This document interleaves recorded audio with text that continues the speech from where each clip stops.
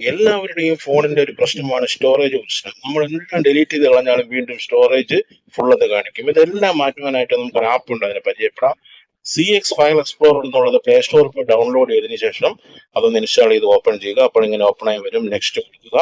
Next കൊടുക്കുമ്പോൾ നിങ്ങൾക്ക് അവിടെ ക്ലീൻ എന്നുള്ള ഓപ്ഷൻ മുകളിൽ കാണും. അവിടെ ക്ലിയർ കൊടുത്തു കഴിഞ്ഞാൽ കംപ്ലീറ്റ് ക്യാഷെ ഫയൽസ് അടിച്ചു കിട്ടുന്ന എല്ലാ ഫയലുകളും പോയി ഫ്രീ ആവും. അതുപോലെ ഓരോന്നോരോന്നിട്ട് നിങ്ങൾ കൊടുക്കുക. പെർമിഷൻ ചോദിക്കുമ്പോൾ അത് കൊടുക്കുക.